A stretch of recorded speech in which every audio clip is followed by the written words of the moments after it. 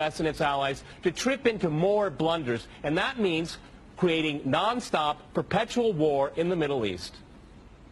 Well, I'm going to make this interesting and disagree with everyone. I do not accept the premise, which probably isn't too much of a surprise, but nonetheless, I reject the premise that the whole point of the so-called war on terror or investing in the Mujahideen was to somehow fight terrorism or to make a better world.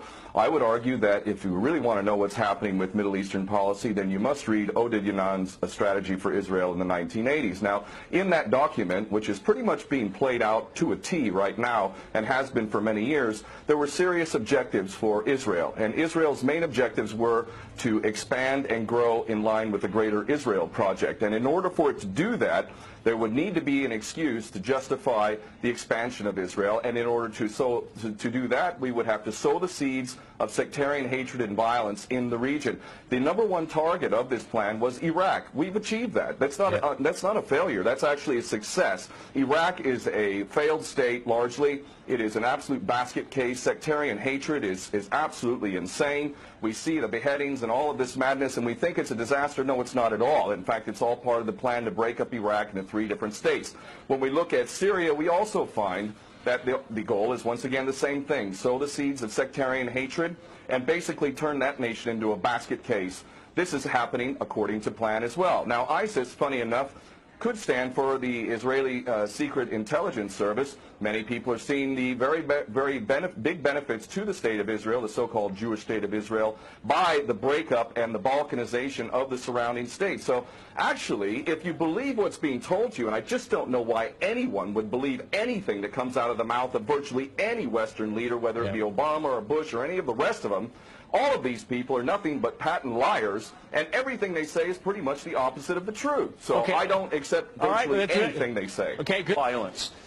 Barack Obama did not bite at the opportunity to get involved in Syria a year ago. In fact, at the time when he was ready to start bombing Assad, just about 13 months ago, and we he backed off as soon as the first excuse came to mind. We've been supporting ISIS. There is absolute continuity between the policies of Iraq and breaking it up and breaking up Syria as well. It is beyond naive to suggest that the U.S. doesn't have its fingerprints all over ISIS. In fact, tell me this: why has ISIS never once, or al-Nusra Front or al-Qaeda, not once have they attacked Israel? In fact, ISIS militants are getting medical attention in the Golan Heights and in Israel itself. What does that tell you?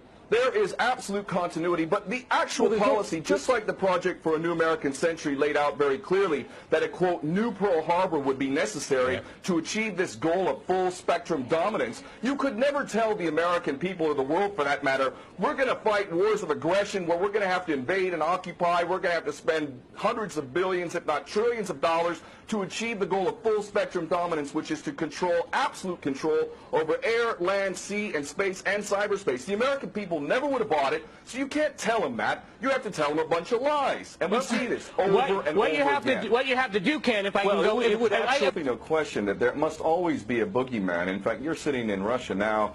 For 50 years plus, we were fighting this Cold War that really was an absolute charade to begin with. There never really was a threat of a Soviet invasion. And for decades, we spent insane amounts of money developing nuclear weapons to the point of really completely, totally collective insanity. And here we sit today in a world that threatens a third world war with a policy that is clearly intended to totally destroy Syria. Let's see what happens. If we take Bashar al-Assad out of the equation in Syria, does anybody with half a brain not understand that that vacuum that's going to be created is going to be a vacuum filled by the most powerful interests there? And who is that right now? Well, that would be our best friends and allies, these little Frankenstein monsters that we create, whether it's al-Qaeda or al-Nusra Front or the latest ISIS monster that we've created. Those are the ones that are going to fill that vacuum, and that fits perfectly in line with Oded Yanan's A Strategy for Israel in the 1980s. And if these other two gentlemen haven't read that document, I seriously suggest you do. Another thing that's really worthy of pointing out is the so-called Islamic State is anything but Islamic. And yes, there is a war on Islam. Islam is very understood by many Muslims around the world to be absolutely 100% forbidden for you to forcibly convert somebody to Islam or kill them.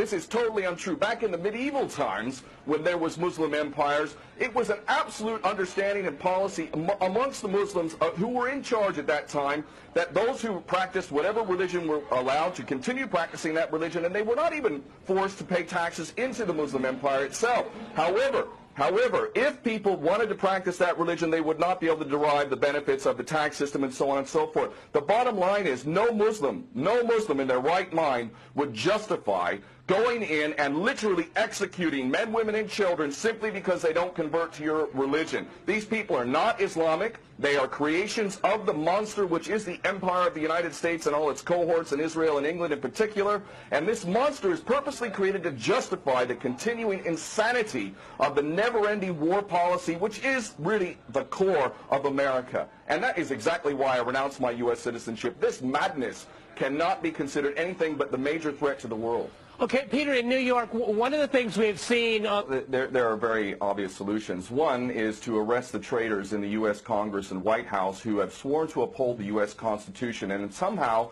the American people have sat by while the President has afforded himself the power to execute anyone, anywhere, anytime, for any American citizen to be detained without any due process of law, no representation, incognito, and theoretically he could be condemned to death by a military tribunal in secret and executed. All of this operating under supposedly the United States Constitution. So all of these traitors need to be arrested, first and foremost. When Netanyahu came to the Congress a couple years back, he received 29 standing ovations by these cowardly chicken hawk traitors. So the American patriots need to stand up and grab a pair and ultimately have some integrity and get rid of these traitors. Secondly, cut off all funding to Israel. Israel is a pariah state, a criminal state. It is committing active policies of genocide by the legal definition of the word according to Black's Law Dictionary. That country needs to be cut off right now. All of their attention needs to turn inward. Stop your little empire endeavors and full spectrum dominance and all of this sort of madness. Start taking care of your infrastructure back home. Start taking care of the American citizens who have worked their whole lives